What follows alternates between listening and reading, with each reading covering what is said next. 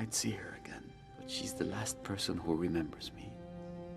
The moment she's gone from the living world, You disappear. I wrote her a song once. All right, that movie We used to Coco. sing it Dia de los every Muertos, night. Day of the Dead.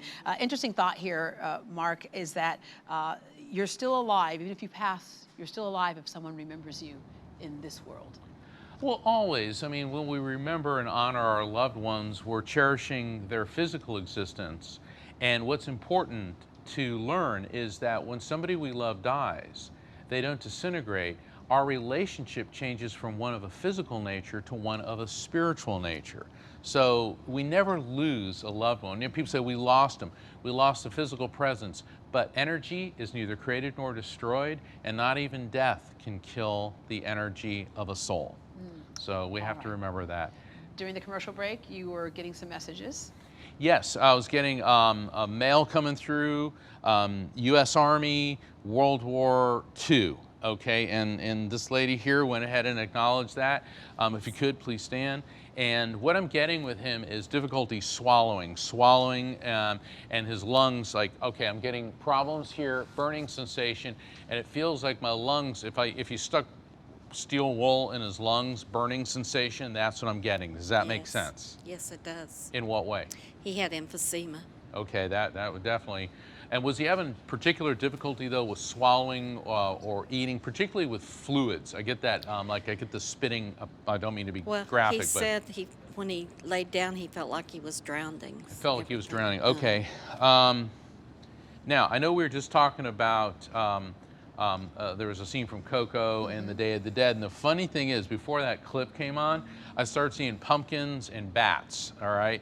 And that's one of my indicators for a significant event right around Halloween, which could be connected to him or to you, births, deaths, anniversaries, or events between October 20th, November 10th. Does that make any sense? Not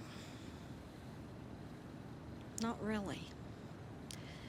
Well, his anniversary is in November. Okay, his anniversary's in November. All right, Yes. we'll go with a maybe on that. And now he's pulling me into June. June. Okay, you're smiling. What's up with June? That was my mother's birthday. And she's over there too? Mm-hmm. Okay, so we got mom and dad. We got a twofer here. This ought to be good. All right. Your mom's. Your parents were funny. My parents are characters. Yeah, she said, we're not bickering anymore. Oh, good. Oh, good. That's heaven. That is heaven. It's like, she goes, we're not bickering. And apparently, they were both type A personalities, and she was not the good little housewife that just sit there and do what he told her. She'd say, well, go get your own coffee. Okay, that's what I'm getting. She was a very strong personality. Well, she pretty much did what he told her, but only after he really bickered. Well, she didn't like doing it. Okay? No, she did not. She was like June Cleaver on steroids. Exactly. Okay, so, all right, so let's talk to your mom a bit. Now, what I get with her is prior to passing, I see her wearing a bathrobe, which indicates to me that she was probably ill for some time, and I'm getting a state of confusion with her. So her mental clarity, like your dad was sharp right up until the end. Exactly. Your mom had a very diffuse and disrupted thought pattern. She had dementia. She had dementia, okay, yeah. And she wanted to die for quite some time prior to her passing. I know it's difficult to hear that. And she said when she did have lucid intervals, she did not understand why she was still here. She says, I know now. She said, every day is a piece of the puzzle, although some of the pieces are fuzzier than others. Okay? Did you used to read to her? She talks about you reading to her. My sister read to her all the time. Okay, your sister read to her. I did too, but not nearly as much as my sister. Okay, so she's thanking both of you, but she's throwing, oh, this sounds weird, she's giving me tangerines. And, well, I'm getting, tangerines, she's pulling the chunks out. Tangerines and navel oranges, do those make sense in any way? No. What this could also mean, if the actual fruit doesn't make sense, what I'm getting here is an issue with potassium. And that could be, oh, you're smiling, Vitamin and C. issue with Yes. potassium, vitamin C, Yes, potassium. she took potassium tablets and vitamin C religiously. Well, I think the potassium issue is now applying to both you and to your sister as well. And she's also saying, it's funny, we were talking about with the vitamins. What's with vitamin B2? Vitamin B2. She used to take vitamin B12 shots. Okay. All the time. But she's talking about, are you having energy issues? Yes. All right, B2, B2, B2, B2.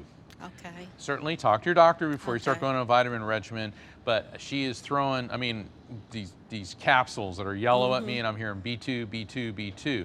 So what she's telling you is that the energy issues that you're having is sort of deficiencies. Do you guzzle coffee?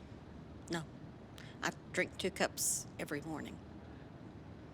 There's something about you and coffee, and the interesting thing, normally we hear coffee is good for us. There's something about the coffee with you which is not good, Oh. okay? Because I'm Green getting... tea. Yeah. Okay. Go to green tea. Because what's happening is the caffeine is causing a washout in your body with your minerals, and you have to be very careful about that. So you may want to switch over to something, a healthier alternative. Okay. Okay? What's with your, something going on with your teeth? Yes. Yeah, I gotta okay. go to the dentist and I'm putting it off. Yeah, I'm getting this throbbing sensation that's building up. Okay, is it on the Yep. upper? Yeah, she's all right.